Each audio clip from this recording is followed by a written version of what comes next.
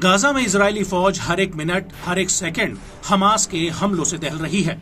जिस ताकत के साथ इजरायली सेना गाजा में हमास के सफाई के लिए घुसी थी, अब वो ताकत भी कम होती जा रही है और उसका मनोबल भी, क्योंकि गाजा में रफा शहर हमास का इकलौता किला बना हुआ है, जिसे भेदने के लिए आईडीएफ ने रफा पर भी हमला कर दिया था। लेकिन आईडीएफ को नहीं पता था कि रफा में हमास हर एक गली, हर एक कदम पर उसके ऊपर घात लगाए बैठा है।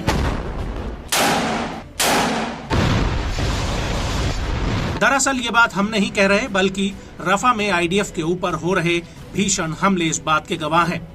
रफा में अब जंग की दशा और दिशा दोनों बदल चुके हैं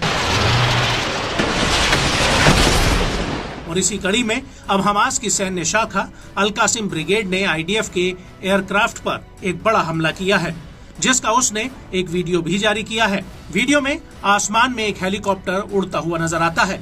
उसके बाद हमास का एक लड़ाका लॉन्चर में SAM-7 यानी surface to air missile load करके उसे कंधे पर रख के फायर कर देता है।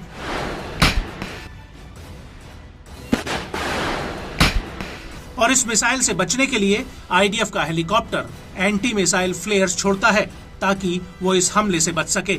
आपको बता दें कि जिस SAM-7 मिसाइल से हमास के लड़ाकों ने हमला किया है, वो सोवियत काल में डिजाइन की गई कंधे से लॉन्च की जाने वाली, सतह से हवा में वार करने वाली SAM-7 मिसाइल है। पहली बार 1959 में इसे विकसित किया गया था और पहली बार 1968 में युद्ध में इसे तैनात किया गया था। SAM-7 का उद्देश्य कम उड़ान वाले विमानों जो लगभग 23,000 मीटर से कम ऊंचाई पर उड़ रहे हों, उनको नष्ट करने के लिए किया जाता है।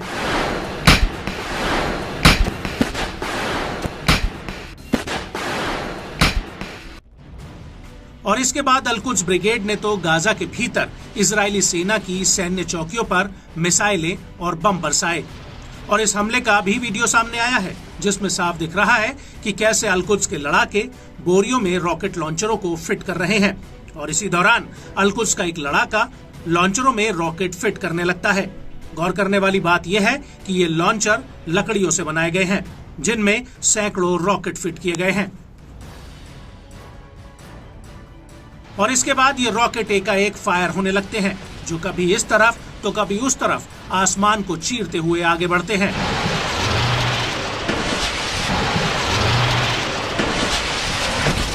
और जहां से ये रॉकेट दागे जा रहे हैं, वो इलाका इमारतों के मलबों के बीच है। और इन हमलों के दौरान जब इजरायली सेना अल शुजैया में घुसने की कोशिश कर रही थी, तो अल कासिम ब्रिगेड ने उसके ऊपर एक बहुत बड़ा अटैक कर दिया। अल कासिम ब्रिगेड ने इसका एक वीडियो फुटेज भी रिलीज किया है, जिसमें पहले तो गाजा में आईडीएफ के कई सैन्य वाहन नजर आते हैं और इसके बाद वीडियो में हमास का एक लड़ाका फ्रेम में आता है। ये लड़ाका पेड़ों के पीछे छिपकर लगातार लॉन्चर में बड़े बड़े रॉकेट भरकर फायर कर रहा होता है। बड़ी बात यह है कि वीडियो में आसपास के इलाके को भी धुंधला किया गया है, ताकि रॉकेट लॉन्चिंग वाली जगह की पहचान न हो पाए।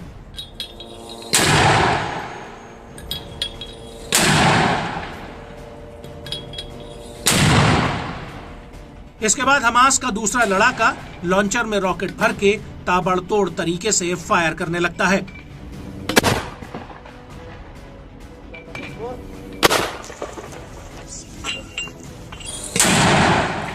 इसी दौरान वीडियो में आईडीएफ का एक रेस्क्यू हेलीकॉप्टर भी नजर आता है, जो घायल हुए सैनिकों को एयरलिफ्ट करने के लिए वहां पहुंचता है।